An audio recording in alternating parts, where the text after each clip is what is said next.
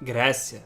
País no Mediterrâneo que por muitos anos foi conhecido por ser o berço da civilização ocidental, passando conceitos vitais para todo o mundo em diversas áreas, como a filosofia, medicina, matemática e a democracia.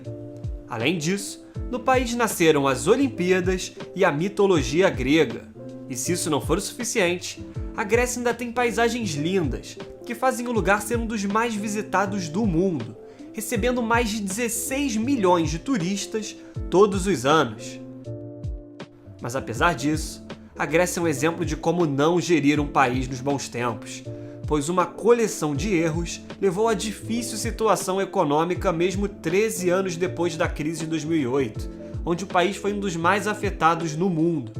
E nesse vídeo, vamos entender como que a nação que serviu de berço para tantas áreas do conhecimento teve a sua economia completamente deteriorada nos últimos anos, com atualmente 1/3 de toda a sua população vivendo abaixo da linha da pobreza. Para isso, precisamos voltar para 1949, com o fim da Guerra Civil Grega. Naquela época, a Grécia estava destruída, mas com a ajuda financeira dos Estados Unidos aos países europeus pós-Segunda Guerra Mundial, o que ficou conhecido como Plano Marshall, a Grécia recebeu cerca de 380 milhões de dólares, e sua economia começou a se recuperar rapidamente, com os investimentos nos setores de serviços e turismo, além do histórico destaque do país no transporte marítimo, sendo até hoje um dos maiores no mundo. E essa forte recuperação econômica se reflete nos números, tendo em vista que o período entre 1950 e 1973 ficou conhecido como o milagre econômico grego, com sua economia crescendo em média 7% ao ano, o qual era o segundo maior crescimento do mundo na época, apenas atrás do Japão, além do PIB per capita dobrar entre 1960 e 1980, e a taxa de desemprego do país ser de apenas 2,6% no final da década de 70.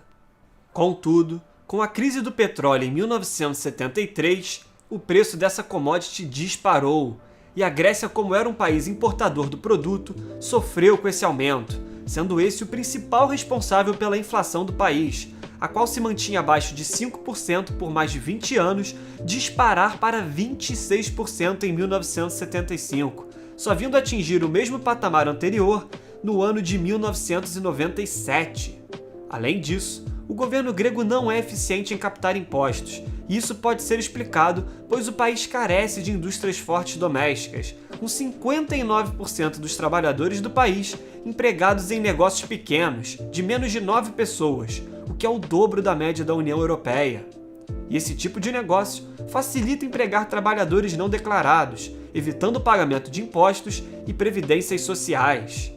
Nos anos 80, o governo grego implementou políticas não condizentes com o orçamento do país, gastando excessivamente com o bem-estar social da população, com um sistema previdenciário generoso demais, excesso de funcionalismo público e estipulando demandas protecionistas nas indústrias locais. E esses gastos excessivos resultaram em um aumento enorme na dívida pública, pois só conseguiram ser mantidos através de empréstimos. E após a adoção do euro em 2001, empréstimos se tornaram muito mais fáceis de serem tomados pelo governo grego, já que os rendimentos dos títulos gregos e as taxas de juros caíram enquanto se misturavam com os membros mais fortes da União Europeia, como a Alemanha e a França. Para ter acesso a essas linhas de crédito generosas e lutar contra a inflação, o governo grego não poupou esforços maquiando dados, visando ser aceito na zona do euro, pois um país precisa ter alguns pré-requisitos econômicos, como, por exemplo, um déficit orçamentário abaixo de 3% e uma dívida abaixo de 60% do PIB. E a adoção do euro permitiu ao país continuar com as políticas irresponsáveis por mais alguns anos.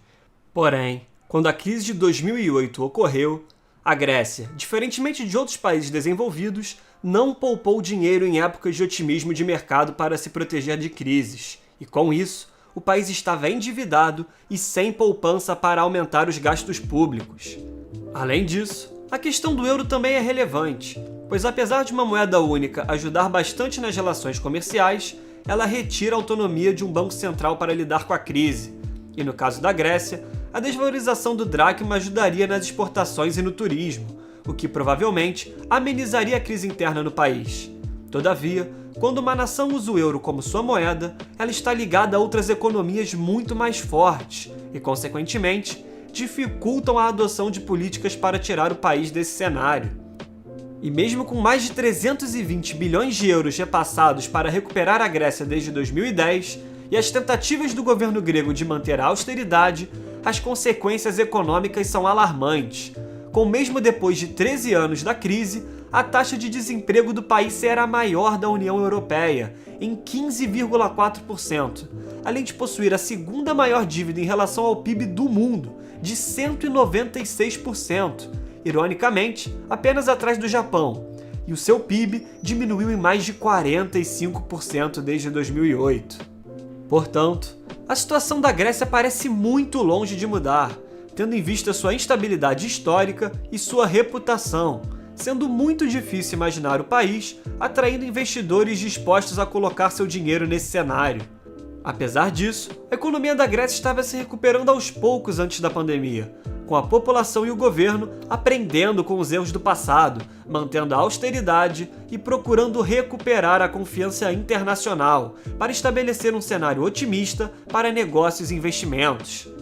Talvez, com muito otimismo e esforço do povo grego, a nação que já serviu de exemplo para diversos outros países no mundo consiga se reerguer e dar esperança ao seu povo após anos de tanto sofrimento.